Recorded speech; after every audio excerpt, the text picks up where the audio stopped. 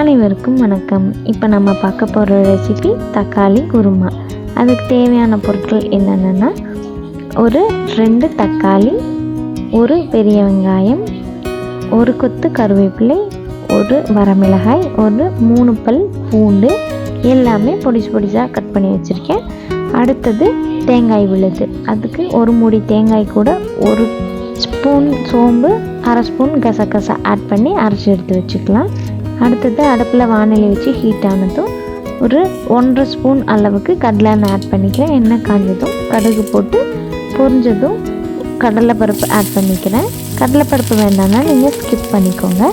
அடுத்தது ஒரு பெரிய வெங்காயம், கருவேப்பிலை, வரமிளகாய், நீங்கள் பச்சை மிளகாய் இருந்தால் அதையும் ஆட் பண்ணிக்கோங்க. பூண்டை தட்டி ஆட் பண்ணிக்கிறேன். ஆட் பண்ணிவிட்டு நல்லா மிக்ஸ் பண்ணி கொடுத்துக்கலாம். வெங்காயம் நல்லா வதங்கி வந்ததும் கட் பண்ணி வச்சுருந்த தக்காளியை ஆட் பண்ணிக்கலாம். தக்காளியை ஆட் பண்ணி நல்லா கலந்து கொடுத்துக்கலாம். தக்காளி நல்லா மசிய வெந்து வரணும்.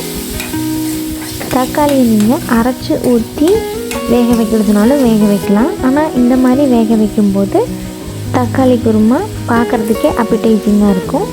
அடுத்தது கொஞ்சமாக உப்பு சேர்த்து மிக்ஸ் பண்ணி கொடுத்து தக்காளியை நல்லா வேக விட்டுறலாம். இடையில மிக்ஸ் பண்ணி கொடுத்துக்கோங்க. தக்காளி அடிப்பிடிச்சிடாமல் இருக்கட்டும். பாருங்கள், இந்த அளவுக்கு நல்லா வதங்கி வந்ததும் ஒரு 1/4 ஸ்பூன் அளவுக்கு மஞ்சள் தூள் ஆட் பண்ணி மிக்ஸ் பண்ணி கொடுத்துட்டு நம்ம அரைச்சி வச்சுருந்த தேங்காய் விழுதை ஆட் பண்ணிக்கிறேன். அடுத்தது மிக்ஸி ஜார்லேயும் கொஞ்சம் தண்ணி ஆட் பண்ணி அதையும் அலசி ஊற்றிக்கிறேன். கன்சிஸ்டன்சி பார்த்துட்டு நம்மளுக்கு கெட்டியாக இருக்க மாதிரி இருந்தது அப்படின்னா இன்னும் கொஞ்சம் தண்ணி ஆட் பண்ணிக்கலாம்.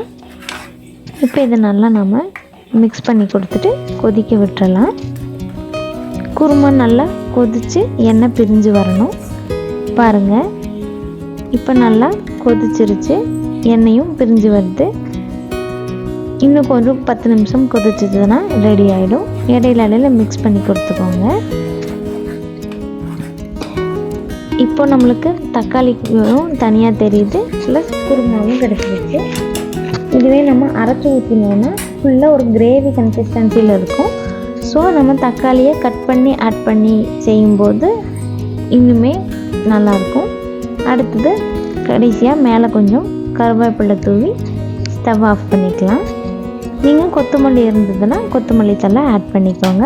அது இன்னுமே டேஸ்ட்டாக இருக்கும்.